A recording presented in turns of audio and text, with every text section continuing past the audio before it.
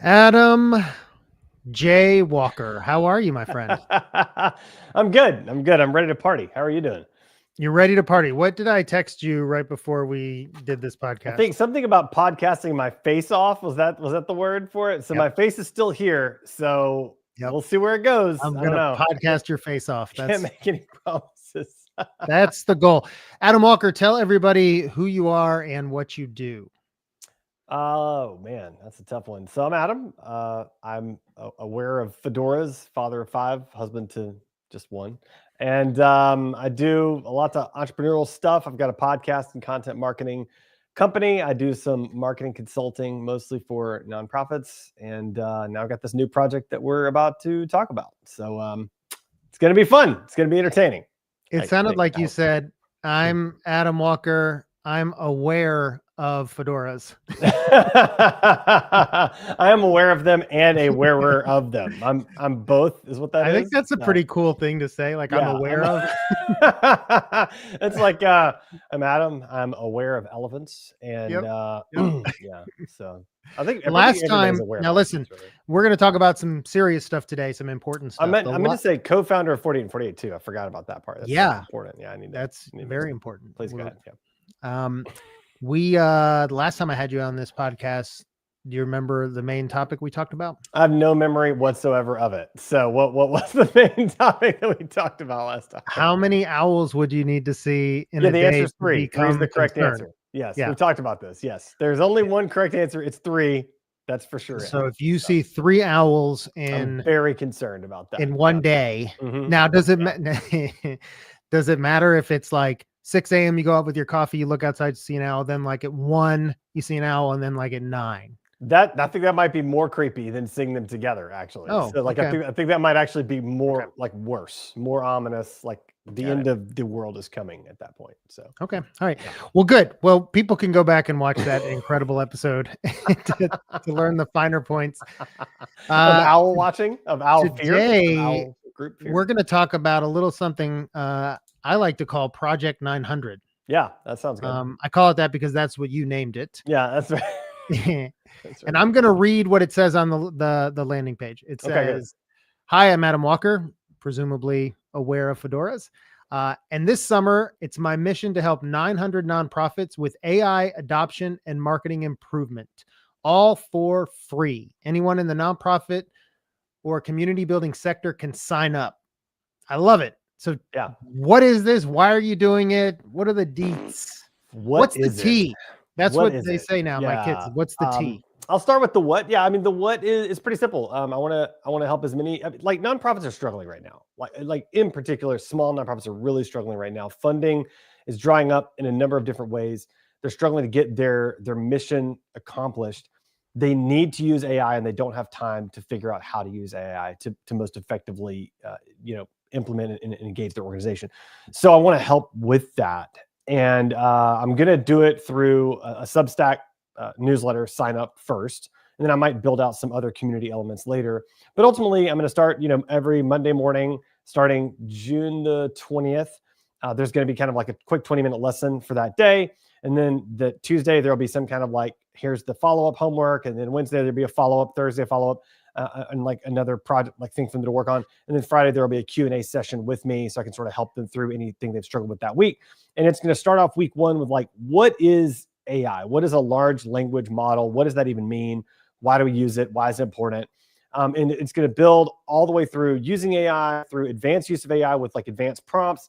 And then it's going to go all the way into like building AI agents, using AI to search for grant opportunities, using AI to draft grants for grant opportunities. Like all of that kind of stuff is going to be covered in the coursework as well. And the goal is just to help as many nonprofits as humanly possible this summer. So I love it. In 90 days, right? In 90 days, yeah, because I think summer's like 93 days, if I remember correctly. And so, 90 days sounds good, and 900 seems like a good number. So, let me do the math there. Yeah. Carry the 1. What is that? 10 a day, basically. Yeah. I need average 10 a day. Well, my goal is to have all of them signed up beforehand, and then like ideally walk through the course together. And some might not even need to pay attention to like week 3, for example, because they might already be advanced enough. But my goal is to get a lot of people in the door and really try to help them starting out.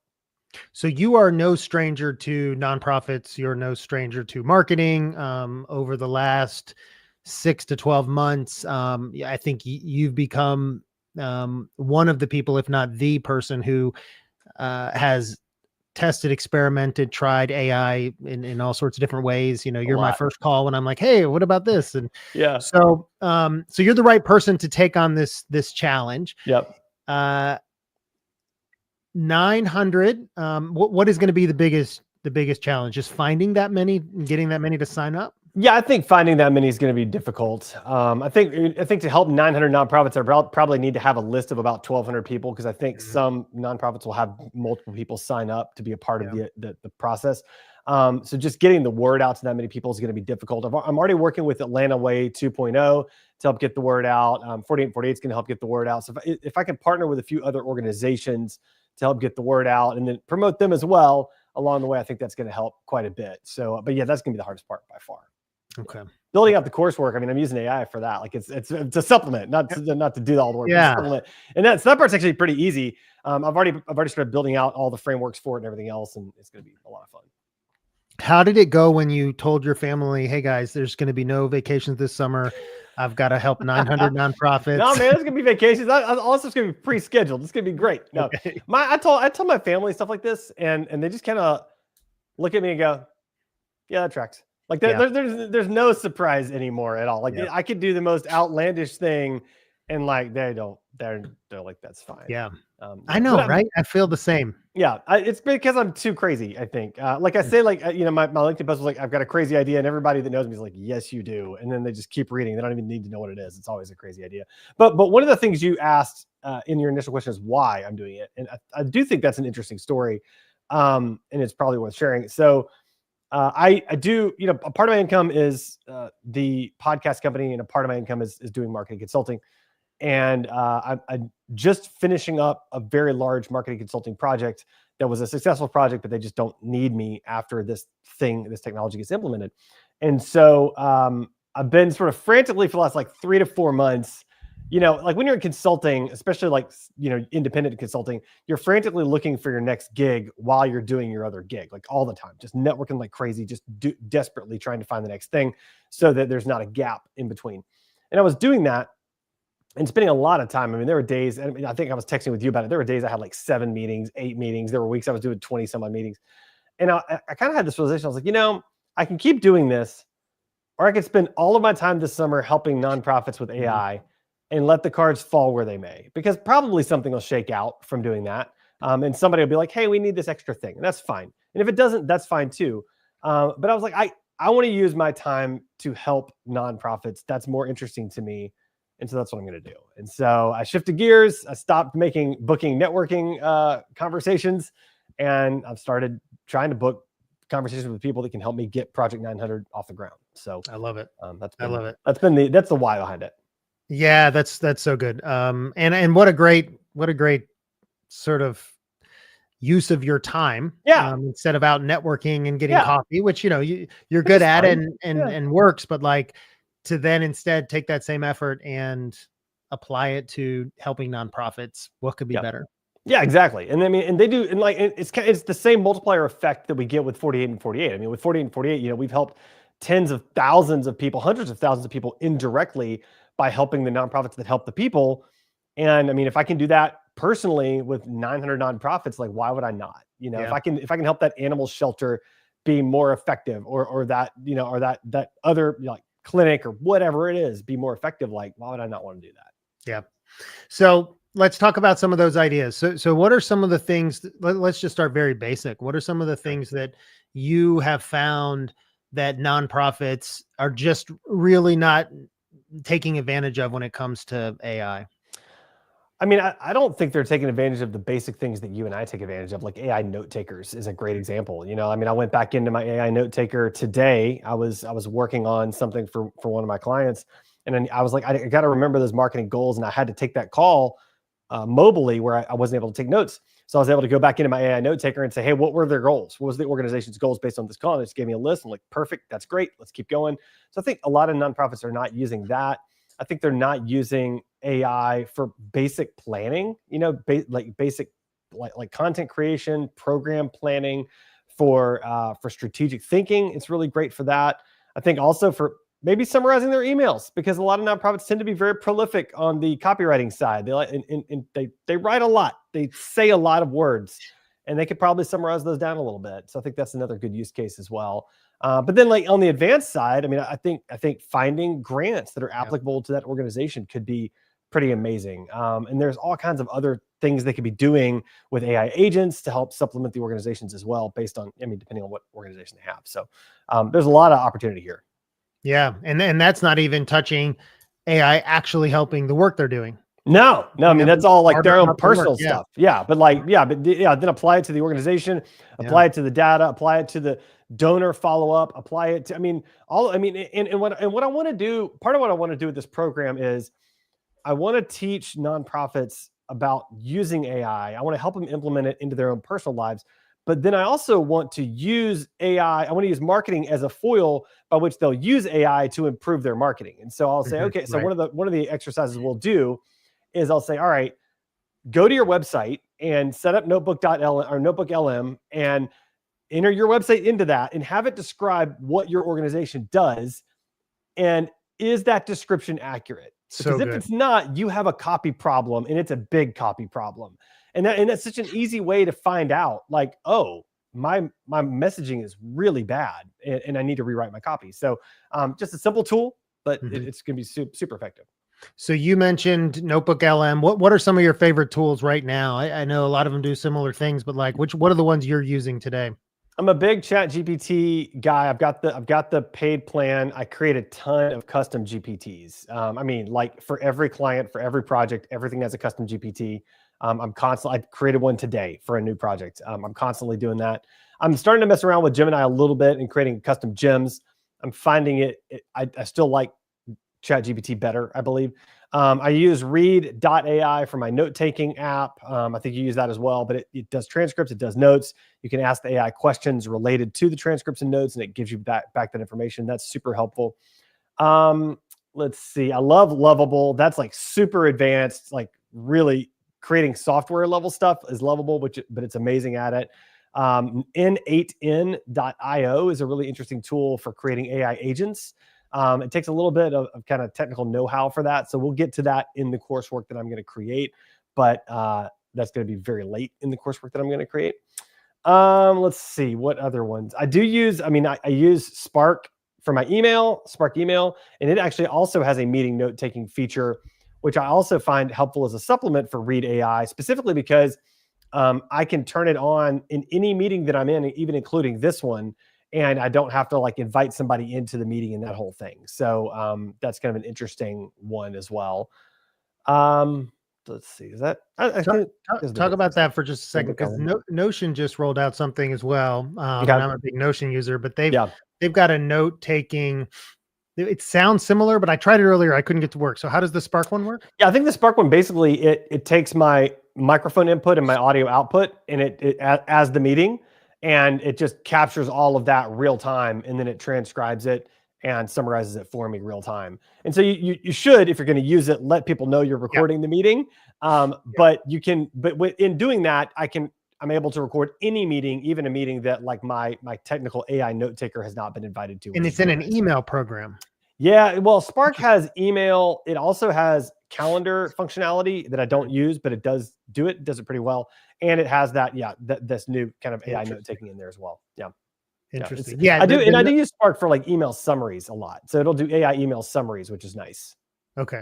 Is it listening to this conversation right now? It is not. No, I did not turn it on for this one. No, that would have been nice. And I could get the transcript. That's true. Oh, you should have told me. I would have done it. Oh, sorry about that. You know, what I do is I literally take the link on YouTube, because this streams live. And then I drop it into one of the chats, and I use Gemini, and I ask it to write a summary of that video, Nice. Or write in, I don't know if you have this. I know on my Google phone, it does it. Or maybe you have to do the paid version of YouTube, but basically it has the ask function. Do you have that in yours now?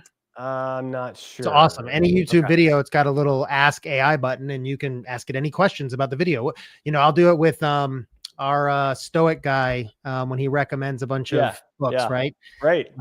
Yeah, and I'll just say, what are all the tell me all the books that were listed in this with an Amazon link or something, and it just boop, does it. Oh, now that's It's pretty pretty cool. sick. I like that a lot. Okay. I'm gonna check out Spark. I mean, Notion is doing some of the things Spark's doing.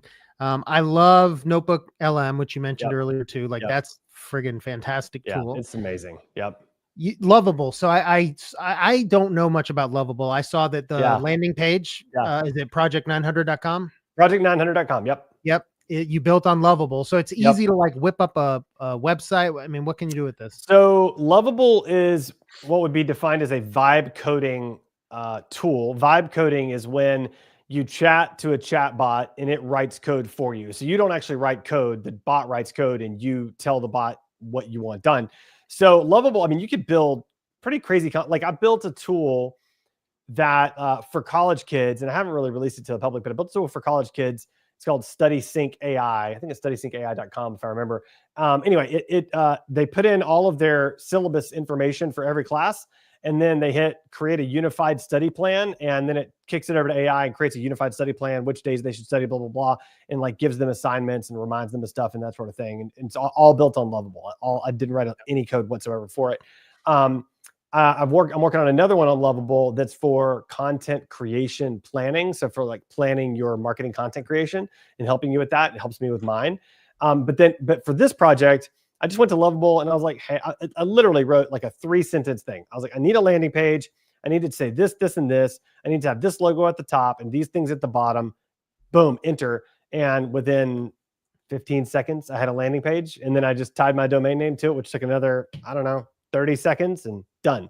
Landing page. So you could tie your domain to it. I mean, how does hosting work with that? I mean, it's a part of your Lovable account. Okay. So it's just paid. So I think I pay for Lovable, and there's like there's like a $20 a month plan and like $50 a month plan or whatever else. So I mean, but yeah, it's just hosted on Lovable. So if you ever quit that, if I ever quit that plan, I'll have to do something else. But I mean, I own the domain, so who cares? I can just stand up another page somewhere else if I need to. How do you think? I'll ask you a cutting edge, tough question here. All right. Yeah.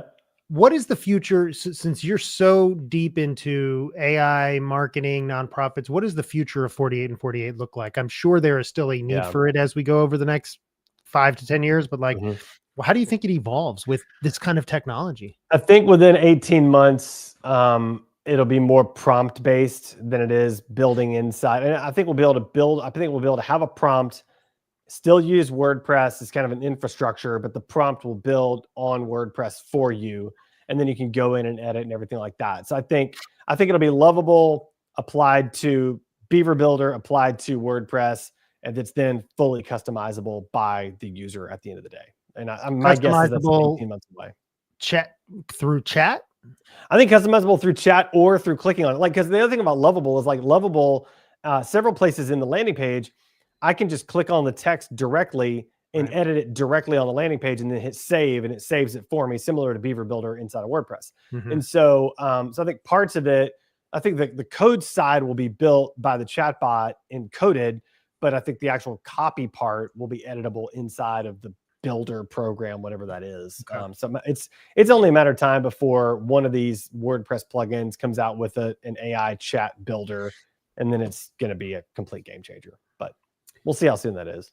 What percentage of your work, let's just call it work, is now removed because of AI? I'm guessing it's a small percentage today, like note taking, for instance. Like you don't really have to take notes on a call, and so that saves you, a little bit of time. But like, how much time are we talking, do you think? Or well, I think where it saves me the most time is in ideation. So for example, I was able to sit down with a custom GPT I created for Project 900 and say, okay, I've already input all the context. Here's what I'm going to do. Here's the goal. Here's how I'm going to do it. Like I spent some time building all that context into the custom GPT, and then I said, okay, give me a 13-week lesson plan for this, and it spit out a 13-week plan, and what it spit out was 80% there. And so whereas I would have had to have spent, I mean, I don't know, it'd probably take a couple hours to sort of come up with that completely off the top of my head, it spit out within 10 seconds. And it was 80% there. And then I went through and refined. And I'm still going to go through again and refine. But I would say it cut my time in creating the framework of the coursework from probably a day to an hour, 2 hours. I mean, it cut it by, what 3/4. I think the other thing it's done is it's going to, the things that I might have hired a brand new out of college person for related to marketing, I don't need to. I can instead hire someone that's slightly more advanced that's going to use the tools to get the brand new stuff done, and then get more stuff done on top of that. And so, so I think it's gonna eat marketing from the bottom up most likely, and the lowest level positions are going to go away slowly, and then it's going to continue to. I mean, it's going to eat the whole chain at some point. Yeah. So just a question of when. Right. Yeah. Is there anything you're really looking forward to from an AI perspective that just isn't quite there yet?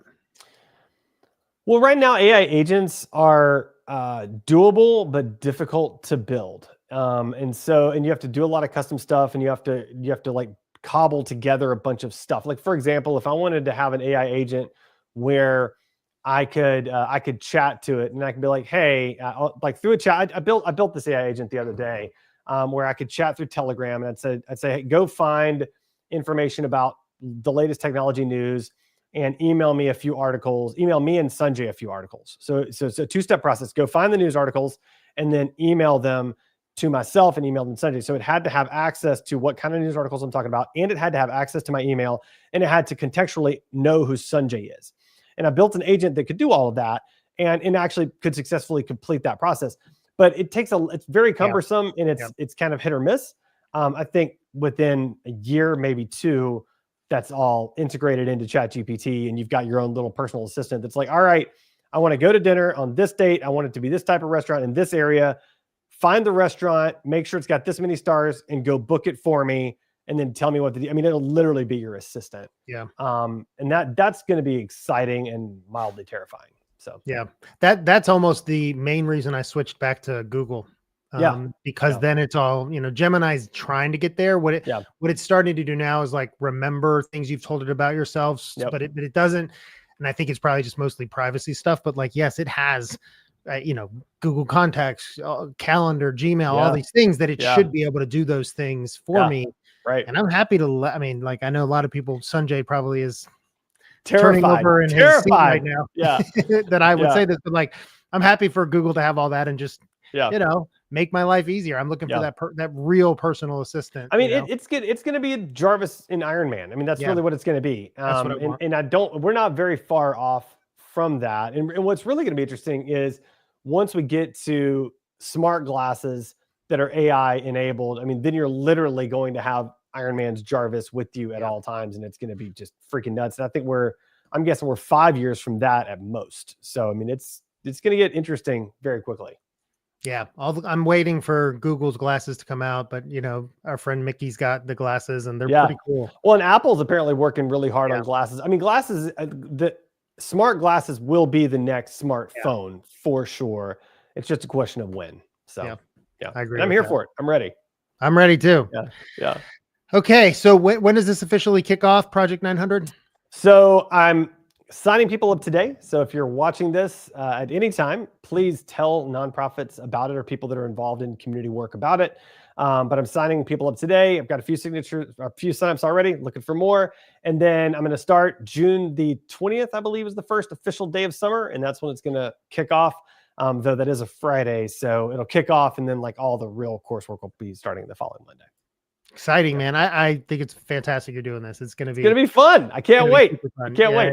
Yeah. And then hopefully this becomes some sort of, I don't know if it has to be a book, but like something that you can package and have, or even if it's recorded. I think it could help a lot of nonprofits beyond just this summer. Yeah, and that's the goal. I mean, nonprofits need a lot of help, and they're really struggling. And this is the most tangible way I can help. So, and it's the easiest win for them at this moment in time, right? For free, you can get so much extra stuff done. I mean, that's a pretty good deal. So, and by free, I mean signing up to use an AI, not my thing. My thing's free too, but Yep. All right, man. Well, it's good to see you. Yeah, thanks for having me on the show. Let's do it again soon. All right, man. Talk to you soon.